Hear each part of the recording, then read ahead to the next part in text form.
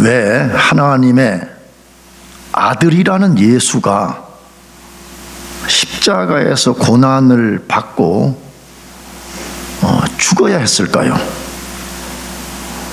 왜 예수를 믿으면 죄인이 모든 죄를 용서받고 의인이 된다고 기독교는 말하냐? 이것입니다.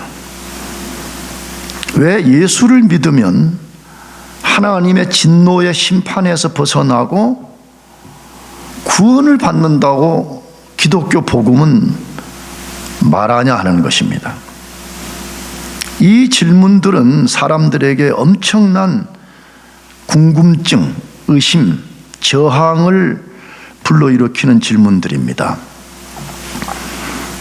그럼 어떤 궁금증, 어떤 저항, 어떤 의심을 불러드릴까요? 사람들은 이런 말을 들으면 저항적으로 질문합니다. 예수가 하나님의 아들이라면 어떻게 그 아들이 십자가에서 죽을 수 있냐는 거예요. 그 말은 조금 이제 머리가 트인 사람들은 예수가 하나님의 아들이라는 말은 곧 그가 하나님이라는 말과 같은 말인데, 하나님이라는 신이 어떻게 십자가에서 비참하게 죽을 수 있냐는 거예요. 그래서 강력하게 저항해요, 이것 자체를. 왜? 그런 사람들은 신은 죽으면 안 된다라는 생각을 갖고 있는 거잖아요. 그렇잖아요. 나가서 어떻게 누구든지 예수님을 믿으면 모든 죄를 용서를 받고 하나님의 진노로부터 구원받을 수 있냐는 거예요. 어떻게 죄를 짓고도 예수만 믿으면 죄가 용서된다 이렇게 말할 수 있냐라고 저항한다 이 말이에요. 우리가 이 질문에 답을 하기 위해서는, 다시 말해 우리가 이 질문에 대한 정확한 이유를 알기 위해서는 왜 하나님의 아들인 예수님이 십자가에서 죽지 않으면 안 되었는지를 알아야 되는 것입니다. 먼저 우리가 알아야 될 사실은 예수님은 자신이 이 땅에 온 목적이 십자가에서 고난을 받고 죽는 것이라고 반복적으로 말씀을 하셨다는 거예요. 우리가 이것을 잘 알아야 돼요. 어느 날 딱 죽은 게 아니에요. 공생의 기간 어느 시점부터 나는 앞으로 고난을 받을 것이고 나는 십자가에 죽을 것이라고 반복적으로 말씀하셨어요. 그 분기점이 마태복음 16장 16절, 예수님이 베드로에게 너는 나를 누구라 부르느냐 라고 물었습니다. 하지만 신앙 고백을 점검한 거예요. 그때 베드로가 주는 그리스도시요 살아계신 하나님의 아들입니다 라는 고백을 한 후부터 예수님이 이제 자기가 왜 이 땅에 왔는지, 이 땅에 온 궁극적 목적이 무엇인지를 이제 계속 이제 알려주기 시작합니다.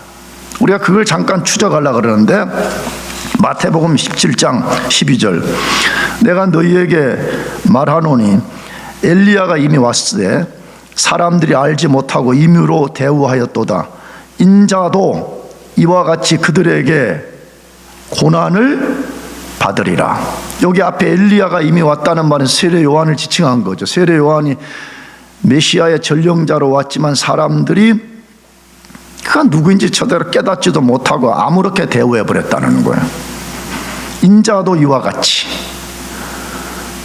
세례 요한을 멸시하고 세례 요한을 죽인 자들을 통해 가지고 고난을 받을 거라고 비로소 이제 자기가 이 땅에 온 목적을 말씀하는 거예요. 두 번째, 마태복음 17장 22절 23절에 갈릴리에 모일 때 예수께서 제자들에게 이르시되 인자가 장차 사람들의 손에 넘기어 죽임을 당하고 제3일에 살아나리라 하시니 제자들이 심히 근심하더라. 이제 제자들에게 정확하게 자기가 왜 이 땅에 오셨는지를 알려주셨습니다. 마태복음 20장 18절 19절, 보라 우리가 예루살렘으로 올라가노니 인자가 대제사장들과 서기관들에게 넘기우매 저희가 죽이기로 결안하고 이방인들에게 넘겨주어 그를 능욕하며 책찍질하며 십자가에 못 박게 하리니 제3일에 살아나리라. 예수님 계속 반복적으로 내가 고난받고 십자가에 죽을 거라고 말씀을 해요. 자, 그런 다음에 이제 실제적으로 예수님이 자신이 말씀한 대로 십자가에서 고난을 받고 죽는 거예요. 그것이 마태복음 27장 31절 36절인데, 희롱을 다한 후 홍포를 벗기고 도로 그의 옷을 입혀 십자가에 못 박으려고 끌고 나가니라. 나가다가 시몬이란 구레네 사람을 만나매 그를 억지로 같이 가게 하여 예수의 십자가를 지웠더라. 골고다 즉 해골의 곳이라는 곳에 이르러 쓸개 탄 포도주를 예수께 주어 마시게 하려 하였더니 예수께서 맛보시고 마시고자 아니하시더라. 저희가 예수를 십자가에 못 박은 후에 그 옷을 제비 뽑아 나누고, 그리고 6시간 후에 십자가에서 죽임을 당하셨습니다. 여러분, 이 모든 말씀에 근거하면 예수님의 십자가의 고난과 죽음은 절대 우연한 것이 아니라는 거예요. 갑자기 일어난 일이 아니라는 거예요. 예수님이 힘이 없어서 로마와 유대인들의 공권력에 의해서 예수님이 십자가에 죽은 것도 아니라는 거예요. 물론 외형적으로 보면 로마와 유대인들의 공권력에 의해서 사로잡혀서 가서 죽임을 당한 거죠. 그러나 그 이면의 내용을 읽어보게 되면 우연한 것도 아니고 힘이 없어서 그렇게 된 것도 아니라고 말씀하고 있습니다. 의도적이었다는 거예요. 어쩌면 예수님 이 세상에 왜 오셨어요? 그럼 나는 십자가에 죽으러 왔다, 그 말과 같은 말이에요. 나는 십자가에서 가서 고난을 받고 십자가에서 나는 죽을 것이다, 그것을 위해서 왔다라고 말씀하는 거예요. 의도적이고 분명한 이유와 목적이 있다는 거예요. 여러분과 제가 이것을 아는 것이 능력입니다. 아멘. 자꾸 교회 다니면서 내가 말했잖아요. 막연하게 그러니까 영적 파워가 없는 거예요. 여러분, 복음만이 능력입니다. 복음의 핵심이 뭐? 예수의 죽음과 부활입니다. 믿습니까? 왜 그가 죽었으면 왜 그가 부활됐는가를 우리가 진짜 알면, 표현이 좀 그런데 그냥 자동적으로 능력이 생기는 거예요. 또 하나 알아야 될 사실이 있습니다. 예수님이 죽으신 십자가는 인간이 만든 사형 도구 중에서 가장 고통스럽고 가장 잔인하고 가장 수치스러운 방법으로 사람을 죽이는 형벌 도구였습니다. 따라서 예수님이 십자가에 못 박히고 거기서 죽으셨다는 것은 그가 당한 물리적 고통과 수치는 우리 이성으로 다 헤아릴 수 없는 것입니다. 그래서 나는 여러분들에게 호소하는 거요, 성경도 안 읽고 성경에 관련된 책도 안 읽고 그렇게 살지 말고, 예수님이 십자가에서 당한 물리적 고통이 얼마나 큰가를 소개하는 그런 책들을 통해 가지고 우리가 좀 그걸 깊이 묵상해 보는 게 필요해. 그렇잖아요. 너무 성경을 소설과 판타지적으로만 이해하니까 우리에게 와닿질 않는다 이거예요. 예수님이 얼마나 십자가에서 큰 고통을 당했는가, 얼마나 물리적으로 큰 고난을 당했는가, 우리가 그걸 다 알 수는 없지만 우리가 좀 공부해 보는 것이 필요하다 이 말이에요. 그런데 성경은 놀랍게 예수님의 물리적 고통의 강도를 거의 다루지 않습니다. 나도 뭐 조금 그런 공부해 보니까 뭐 한 가지만 말하면, 일단은 예수님의 이 손과 발이 못 박히게 되면 숨을 쉴 수가 없다는 거예요. 이게 당겨가지고 이 폐와 심장을 눌려가지고 호흡 하나를 하려고 그러면 이걸 잡아당겨야 되는데, 잡아당겨서 몸을 잡아당겨야만 이것이 숨이 서지는데 잡아당길 수도 없는 거죠. 왜? 못이 박혀가지고 있으니까. 그리고 건장한 청년이었기 때문에 십자가에 달리는 순간에 제일 먼저 탈골, 이게 어깨뼈가 빠져버린다는 게 자체가, 그것만 해도 얼마나 큰 물리적 고통을 당하시는 거예요. 그런데 성경은 한 곳도 그런 것을 다루지 않습니다. 못이 박혀서 신경이 얼마나 고통을 가했는가, 그런 말을 하나도 다루지 않습니다. 왜 그럴까요?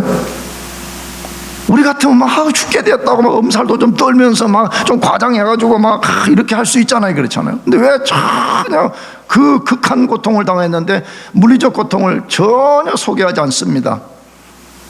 이유가 뭘까요?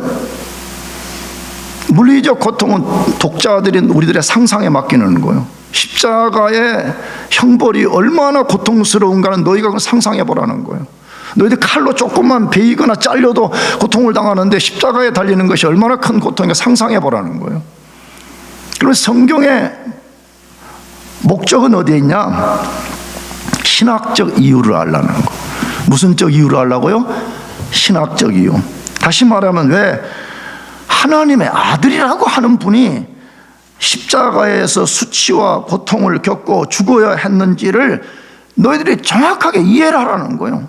자꾸 의심하고 저항하고 그렇게 하지 말고 왜 하나님의 아들이라는 분이 십자가에서 죽지 않으면 안 됐는지 그 이유와 목적을 분명히 알아라는 것 때문에 물리적 고통은 거의 다루지 않고 신학적 이유만을 자세하게 설명하는 거예요. 그러면 성경이 진리인 것을 믿고 하나님이 성경을 통해서 말씀한다는 걸 믿는다면 당연히 우리가 그 사실을 알아야 됩니다. 아멘? 당연히 우리가 그것을 분명하게 알아야 되지 않겠습니까? 그러면 왜 하나님 아들인 예수님이 십자가에서 고난받고 죽으셨습니까? 우리가 그 이유를 이제 내가 세 가지를 설명하려고 그러는데 이 세 가지를 설명하기 전에 여러분이 꼭 가장 중요한 왜 그가 죽지 않으면 안 됐는가를 이해하는데 기억해야 될 세 가지 단어가 있어요. 첫째로는 공의라는 justice, 그 다음에는 대속, 속죄, 리뎀션이라는 말, 그 다음에는 화목, 화평이라는 이 세 단어를 꼭 기억해야 된다. 이 세 가지 때문에 예수가 십자가에 죽었다 그 말과 같기 때문에 그래요. 왜 예수님이 십자가에 죽으셨냐? 첫 번째로 우리 구원을 위해서 하나님의 공의를 충족시켜야 했기 때문입니다. 우리가 구원받기 위해서는 반드시 하나님의 뭘 충족시켜 드려야 된다고요? 공의를 충족시키지 않으면 구원받을 수 없기 때문에 그렇게 했다 그 말이에요. 여러분, 죄는 하나님의 거룩하심을 침해하는 것이기 때문에 반드시 하나님의 거룩한 진노와 심판을 불러옵니다. 그래서 죄를 지은 모든 인간은 하나님의 진노의 심판 아래 있습니다. 대표적으로 아담이 죄를 짓자마자 하나님의 거룩한 진노의 심판 아래 떨어져 버렸습니다. 아담 언약 아래에 있는 모든 인간이 그 죄에 가담한 것이 되었기 때문에 모든 인간도 역시 하나님의 진노의 심판 아래 떨어져 버린 것입니다. 한 명도 없어요. 내가 말했잖아요. 혹시 여러분 오해하지 말고 모태신앙을 공격하려는 말은 아니고 모태신앙에는 그런 거 없는 거예요. 우리 모두는 잉태되는 순간부터 태어나는 순간부터 죄 아래 떨어진 존재라 그 말이에요. 근데 그 아담이 하나님의 진노 아래 떨어진 것과 모든 인류가 진노 아래 떨어진 것 중에 시간 없으니까 로마서 1장 18절만 읽어봅시다. 하나님의 진노가 불의로 진리를 막는 사람들의 모든 경건치 않음과 불의에 대하여 하늘로조차 나타나나니, 말씀드렸죠. 이것은 로마서의 위대한 터닝 포인트라고. 17절까지는 왜 모든 인간에게 복음이 필요한가를 말한 후에 18절에 딱 들었으면 그 이유는 모든 인간은 하나님의 진노 아래 있기 때문이라는 거예요. 하나님의 진노의 심판 아래 놓여있지 않은 사람이 한 사람도 없기 때문에 모든 사람에게는 복음이 필요하다 그렇게 말한다 이 말이에요. 이것이 인간의 비참한 실상입니다. 혹시라도 여러분 가운데 그런 분들이 없기를 바라지만, 야, 그게 뭐가 중요하냐, 그냥 우리 앞에 먹고 사는 문제가 중요하지, 그런 사람들은 위험한 사람들이에요. 현재 자기 자신의 영적 상태가 어떠한 것인지를 정확하게 깨닫고 그 진노의 심판으로부터 벗어나야 되는 것입니다. 그런데 하나님이 죄와 심판 아래 있는 인간들 중에서 구원할 사람들을 예정하고 구원의 방법을 하나님이 정하셨습니다. 이것이 놀라운 거예요. 우리가 정한 게 아니에요. 그럼 하나님이 인간을 구원하는 구원의 방법을 어떻게 정하셨을까요? 그것은 자기 자신의 공의를 충족시키는 것입니다. 하나님 자신의 공의를 충족시키면 인간의 구원을 받을 수 있지만 충족시키지 못하면 아무도 구원받을 수 없다 그 말이에요. 다시, 하나님은 자신의 공의가 충족되지 않은 상태에서 어떤 사람도 구원할 수가 없습니다. 이게 우리말로 쉽게 하면 죄를 눈 감아준 채 구원할 수 없다 그 말입니다. 만일에 하나님이 죄를 눈 감아준 채 인간의 죄를 없는 것으로 선포하면 그분은 거룩한 분도 아니고 그분은 공의로우신 분이 될 수가 없는 것입니다. 그러면 하나님이 자신의 공의를 충족시키고 인간을 죄와 죄책으로부터 구원하시는 방법은 무엇일까요? 자신의 아들 예수님을 세상에 보냈고 예수님이 이 땅에 오셔서 십자가에 죽으심으로 하나님의 공의를 충족시킨 것입니다. 자, 그럼 어떻게 예수님이 이 땅에 오셔서 십자가에 죽으신 것이 하나님의 공의를 충족시키는 것이 되냐 이 말이에요. 우리가 이것을 정확하게 알면 왜 예수가 십자가에 죽지 않으면 안 됐는가? 왜 우리가 예수만 믿으면 우리는 우리가 충족시켜야 될 공의를 예수가 다 채운 것으로 믿어지냐 이 말이에요. 어떻게 예수가 십자가에 비참하게 죽었는데 그게 하나님의 공의를 만족시키는 것이 되냐 하는 거예요. 그걸 알려면 첫째, 예수는 하나님의 아들입니다. 예수는 누구라고요? 하나님의 아들. 우리 자주 말했죠. 예수님이 자꾸 무슨 뭐 인간 중에 뭐 어째 그런 거짓, 내가 볼 때 다 적그리스도의 종들이 하는 말들이에요. 예수가 누구인지를 모르니까 말이에요. 심지어 예수를 십자가에 못 박혀 죽인 유대인들은 그래도 우리보다는 머리가 나은 것 같아. 왜냐 그러면 예수가 십자가에 못 박혀 죽임당한 죄명이 뭐예요? 블레스페미예요. 신성모독. 근데 뭐 때문에 신성모독죄에 걸렸던 거예요? 예수가 자신이 누구 아들이라 그러는 거예요? 하나님의 아들이라 그러는 거예요. 그러니까 다 유대인들이 논리상은 깨달은 거예요. 저 인간이 지금 자기를 하나님의 아들이라고 말하는 거 보니까 자기를 하나님이라고 말하는구나 이렇게 된 거야. 그래서 너가 어떻게 하나님이 될 수 있냐 그래가 십자가에 못 박아 죽어버린 거예요. 근데 오늘날 예수가 하나님의 아들이라는 것에 대해서 극렬하게 저항하는 사람들이 많이 있습니다. 이건 할 수 없어요. 그거는 내가 볼 때 인간 이성으로 깨우칠 수 있는 문제가 아닌 거예요. 아멘이죠. 여러분과 제가 인간으로 오신 예수가 하나님의 아들이라는 걸 알게 된 것은 성경에 보게 되면 마태복음 16장 16절에 베드로가 주는 그리스도시요 살아계신 하나님의 아들입니다. 함께 예수님 뭐라고 말씀했어요? 야, 너 참 똑똑하구나 그렇게 말씀한 게 아니라 이것을 알게 한 것은 혈육이 아니라 그러니까 너 이성으로 안 것이 아니라 하나님이 알게 해줬다 이렇게 되는 거예요. 하나님이 알게 해주지 않으시면 그 누구도 자기 이성을 갖고는 예수가 하나님이라는 것을 알지 못해요. 근데 예수는 그냥 단순한 인간이 아니에요. 우리 같은 단순한 인간 중에 한 명이 아니라 먼저 그는 하나님의 아들인 것입니다. 나가서 그는 죄 없는 인간입니다. 이것도 우리가 다 이해가 안 돼. 왜냐하면 우리는 죄 있는 인간이에요. 아멘이죠. 혹시 여러분 중에 아이고 목사님 나는 죄 없어요. 그런 사람은 내가 볼 때는 심각한 문제가 있는 거예요. 여러분 우리 인간은요 신앙용어로는 전적 타락했다 그렇게 말해요. 전적 타락. 그 말은 뭐예요? 그냥 우리는 그냥 좀 부정적으로 말하면 그냥 죄 짓는 데만 특화되어 있는 인간이라 그 말이에요. 죄 짓는 것 말고는 할 수 있는 것이 없는 인간이라 그 말이에요. 우리는요. 그런데 예수님은 죄 없는 인간입니다. 이게 이제 놀라운 신비인 거예요. 어떻게 한 인간이 하나님의 아들이면서 죄가 없는 존재냐 이 말이에요. 근데 그가 십자가에서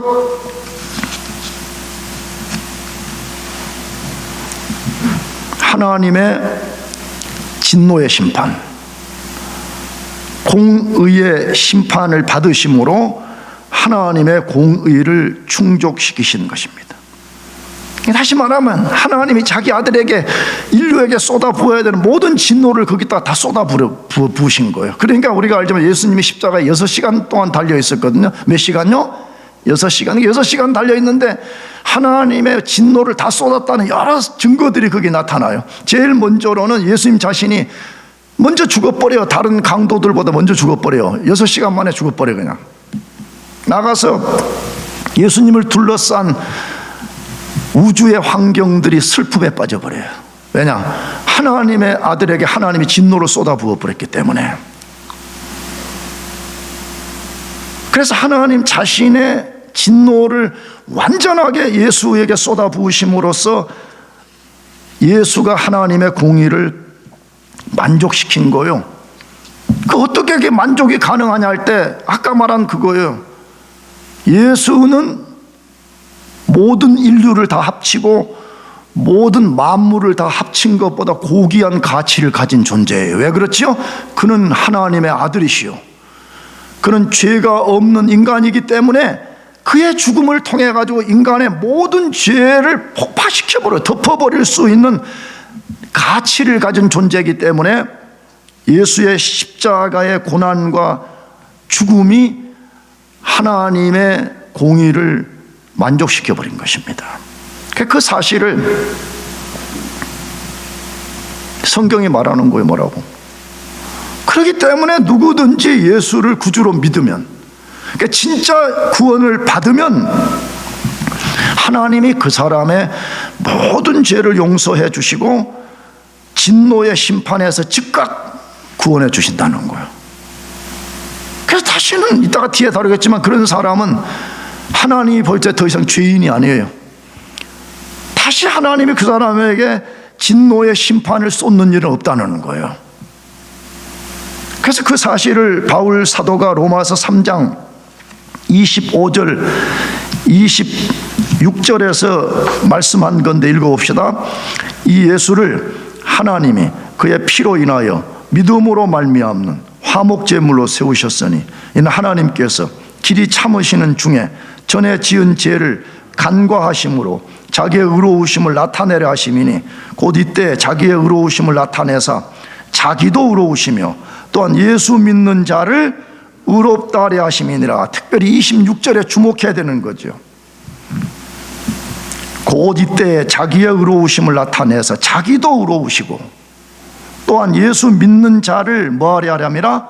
의롭다 하랴미라.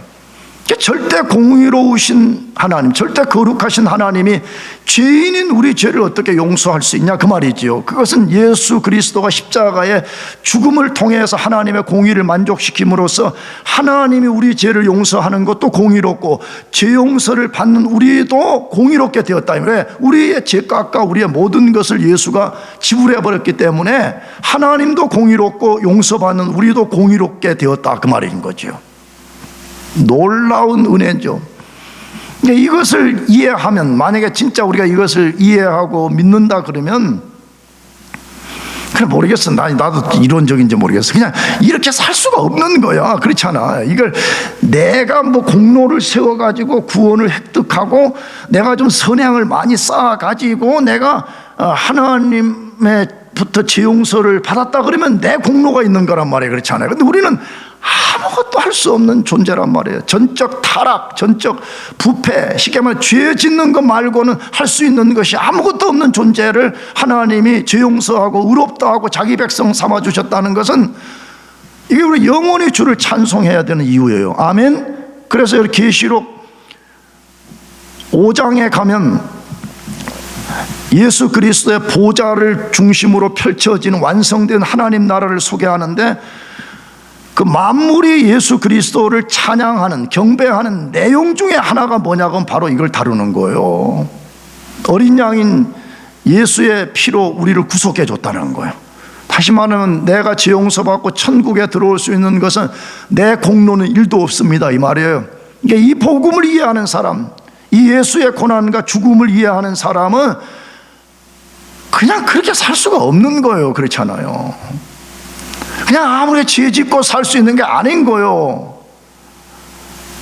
그냥 계속 세상을 사랑하고 그냥 성경 표현대로 하게 되면 음녀처럼 사는 거예요. 끊임없이 세상을 어떻게 하면 더 사랑할까? 그렇게 살 수가 없는 거라고 성경은 말한다 이거예요. 그렇지 않아요? 나 같은 죄인을 살려내기 위해서 하나님의 아들이요 죄 없는 예수 그리스도가 십자가에서 가장 큰 고통과 저주와 수치를 당해서 구원해냈다 그러면 그걸 안다는 사람이 어떻게 아무렇게나 살 수 있냐 말이에요. 그건 도저히 불가능한 거예요. 불가능한 거. 그러니까 사실은 이 고난주간에 우리가 예수의 죽음을 묵상하면 무슨 생각이 드냐, 한편에는 너무 그냥 이렇게 그냥 막 살아도 되는 것 같아요. 우리에게 이 자유를 줬단 말인가? 이렇게 엄청난 은혜를 줬단 말인가 하는 생각을 하면 야, 이제 우리는 너무 좋구나 이런데, 근데 한편에는 야, 내가 이 자유를 얻기 위해서 예수 그리스도가 얼마나 큰 희생을 지불했는가를 생각하면 아무렇게 살 수가 없다 이 말이에요. 아멘? 그런 거예요. 그래서 사도 바울이 고린도전서 1장 30절에서 유명한 말을 해요. 여기 PPT는 없는데, 예수는 하나님께로 나와서 우리의 지혜와 의로움이 되셨다라고 말해. 바울의 감격적 선언인 거예요. 예수가 나 바울에게 어떤 존재냐 이 말이죠. 예수가 우리 모두에게 어떤 존재냐고 말할 때 오늘 본문과 관련해서 예수는 나의 의로움, 하나님의 의로움이다 그 말이에요. 진짜 우리가 예수를 믿으면 우리 자신이 갖고 있는 의로움 때문이 아니라 예수 그리스도의 그분의 의로움 때문에 우리는 그 어떤 것으로부터 정죄받지 않습니다. 아멘. 이게 복음의 능력이에요. 이게 예수가 십자가에 죽고 부활하심을 통해서 주신 우리들에게 큰 은혜인 거예요. 이 은혜 주시려고 예수님이 십자가에서 죽고 고난을 받으시는 것입니다. 두 번째로, 왜 예수님이 십자가에서 고난받고 죽으셨어요? 우리 구원을 위해 우리를 죄로부터 대속시켜야 했기 때문에 그렇습니다. 물론 공의, 대속, 화목은 독립된 이야기가 아니에요. 다 이것이 유기적으로 연결되어 있는데, 우리를 죄로부터 대속을 시켜야 되기 때문에 그가 십자가에서 고난받고 죽으셨다 그 말이에요. 죄인된 인간이 하나님으로부터 구원받으려면 죄의 값을 완벽하게 지불해야 됩니다. 죄의 값 지불 없이는 구원받을 수 없고, 예를 들어서 자주 말씀드렸지만 99.9%는 값지불이 됐는데 1%가 값지불이 안 됐다고 하면 그 사람은 구원받을 수가 없는 것입니다. 죄의 값을 지불한다는 말을 이 성경적 용어로는 대속해줬다, 구속해줬다, 속량해줬다, 속전이라 표현하는 것입니다. 쉽게 말하면 누군가가 대신 내 죄값을 지불해 준다 그 말이에요. 근데 우리 한국의 조선시대 때도 다 이 제도가 있었어요. 놀랍더라고. 거기도 보니까 돈 많은 사람들은 죄 짓고 와서 곤장 100대를 맞는다는 거예요. 예를 들면, 근데 곤장 100대 맞으면 다 죽는다 그러더라고. 그래서 100대를 못 때린대. 한 20대나 30대만 때리고 나머지는 때리는 흉내만 낸다는 거예요. 왜냐 그러면 곤장 100대를 맞으면 이 사람 하체가 짓이겨져 버리고 죽어버린다는 거예요. 그러니까 가난한 사람들은 곤장을 그대로 맞아야 돼. 그렇죠. 뭐 20대면 20대를 맞아야 돼. 근데 양반 돈 많은 사람들은 곤장 맞기 싫으니까 맥값을 주는 거지. 그래 지금 내가 맞아야 되는 것을 야 규영이 너가 좀 대신 맞아 주라. 그럼 내가 한 대 얼마 줄게. 이렇게 한다는 거예요. 한국에도 이 제도가 있었다는 거예요. 그런데 불행하게도 인간은 아무도 자기 죄 때문에 자기 죄값을 지불할 수가 없습니다. 심지어 인류에 존재한 모든 사람, 즉 아담부터 지금까지 존재한 인류의 모든 사람을 십자가에 매달려 죽인다고 할지라도 죄를 해결할 수 없습니다. 죄값을 지불할 수가 없습니다. 그 이유가 뭐죠? 우리 각 사람들이 누구이기 때문에, 죄인이기 때문에 불가능한 것입니다. 그런데 하나님 아들이며 죄 없는 예수님이 십자가 죽음을 통해서 하나님이 자녀 삼기로 선택한 사람들의 죄값을 완벽하게 지불하셨습니다. 이걸 만약에 돈으로 표시한다 그러면 단 1전도 남기지 않고 지불하셨습니다. 그러므로 예수의 죽음은 대속적 죽음이에요. 그래서 예수의 죽음을 대속적 죽음이라 그렇게 말해요. 대속적이라는 이 말이 뭐냐 그러면 자기 백성을 대표하고 자기 백성을 대신해서 자기 몸을 드린 것이기 때문에 그런 것입니다. 이게 얼마나 놀라워요. 원래는 우리가 십자가에 달려서 그 십자가의 고통을 영원히 당해야 되는 거예요, 우리가. 그런데 우리 대신 예수님이 십자가에 달려서 우리 죄값을 지불해 줬다는 거예요. 그러니까 이게 사랑이고, 이게 예수의 복음 때문에 우리가 영원히 주를 찬송해야 되는 내용이라 이 말이에요. 나는 그렇게 생각해. 나도 이론적인지 모르겠어.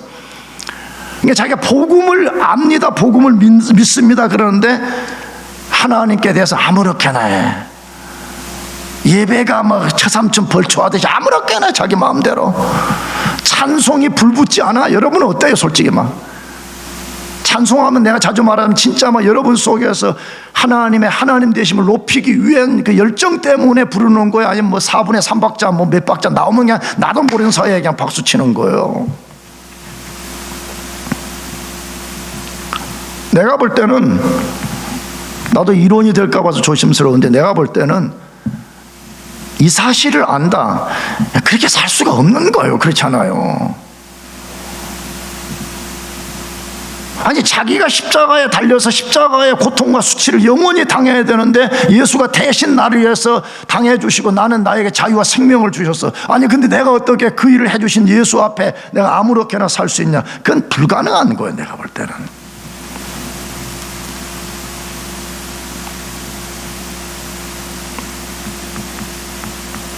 그래서 예수님이 십자가에 못 박혀 죽임당하시기 전에 자신이 세상에 오신 이유와 목적이 바로 거기에 있다고 분명하게 말씀을 하셨어요.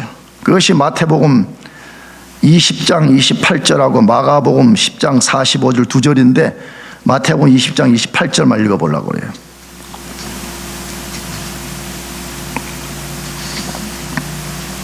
읽어보겠습니다. 인자가 온 것은 섬김을 받으려 함이 아니라 도리어 섬기려 하고 자기 목숨을 많은 사람의 대속물로 주려 함이라.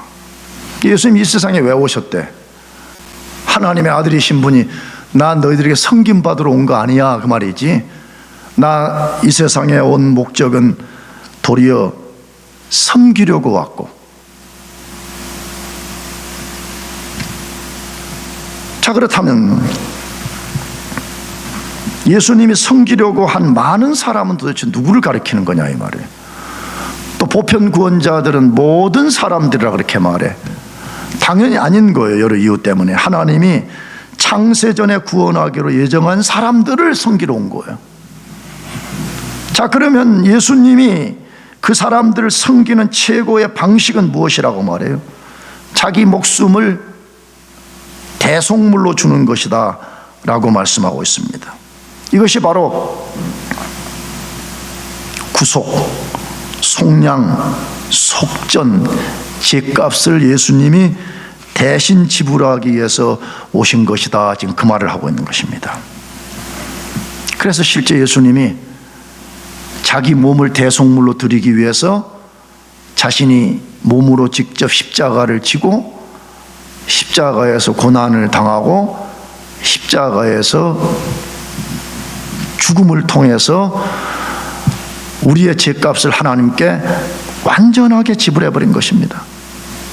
그래서 누구든지 예수님을 구주로 믿으면 예수님이 그 사람의 죄값을 완벽하게 지불한 것 때문에 그 사람은 더 이상 이제 하나님 앞에 죄인이 아니에요. 여러분 예수님을 믿습니까? 그러면 그 사실을 우리가 분명하게 믿어야 된다 이 말이에요. 더 이상 하나님이 우리에게 죄값을 요구하지도 않아요. 그래서 우리 그리스도인들은 성경에 분명히 말하잖아요. 진짜 구원받은 사람은 우리가 이 죄값을 지불하기 위해서 뭔가를 하라고 말하지 않아. 그럼 뭐 하라 그래요? 회개하라고 말해. 뭐 하라고? 회개. 너는 너의 죄값은 다 예수 그리스도가 지불했기 때문에 너는 너가 현재 지은 그 죄로부터 돌아서라. 그것이 성경의 가르침이라 이 말이에요. 그래서 바울 사도가 고린도전서 1장 30절에서 또 다른 선포를 해. 그게 뭐라고 하냐? 예수는 하나님께 나와서 우리에게 거룩함과 구속이 되셨다라고 말해. 여기 구속이 됐다는 이 말이 바로 뭐예요? 그가 우리의 죄값을 지불하고 우리를 그 흉악한 죄로부터 건져내 주셨다 그 말인 거죠. 이게 우리가 이 고난 주간에 예수의 고난과 죽음을 묵상하면서 우리가 이 세 가지 단어를 기억해야 돼. 첫째는 뭐라고요? 하나님의 뭐라고요? 공의.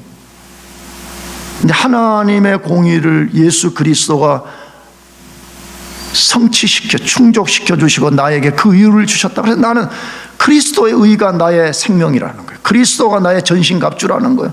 그리스도가 그 어떤 것도 끊을 수 없는 강력한 나의 능력이라는 거예요. 또 하나는 뭐라고요? 예수님이 나의 죄값을, 다시 말하면 과거의 죄, 현재의 죄, 심지어 미래의 죄까지 완전하게 죄값을 지불하고 나는 죄로부터 자유케 된 사람이다. 그러니까 우리가 늘 이게 우리의 호신부, 우리의 갑옷이에요. 타락한 우리 생각이 자꾸 절망적이고 사단이 우리를 공격할 때마다 예수 그리스도가 나의 죄값을 완벽하게 지불해버려서 심지어 하나님조차도 나에게 다시는 죄값을 요구하지 않는다. 이것을 믿는 사람은 세상을 이길 수 있는 거죠.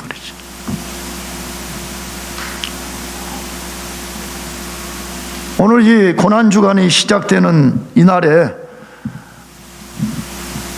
예수님이 왜 십자가에서 고난을 받으셨으며 왜 그가 죽으셨는지를 다시 한번 여러분들이 잘 기억하면서 그 일을 통해서 여러분에게 베풀어 주신 놀라운 은혜들, 그것을 잘 여러분 것으로 삼고 살기를 바랍니다. 나가서 그 일을 만들어 주신 예수 그리스도 그분의 고난을 우리가 진짜 좀 묵상하고 우리가 거기에 합당한 삶을 살아봅시다. 그래서 이번 한 주간이 비록 감정적으로는 예수님의 고난 때문에 슬픔과 어두운 생각이 좀 들 수는 있지만 그가 만들어준 어떤 결과, 그가 만들어준 우리 삶의 축복을 생각하면서 주께 영광을 더 크게 돌리고 주님을 더 깊이 사랑하는 그런 한 주간이 되시기를 바랍니다. 기도하겠습니다.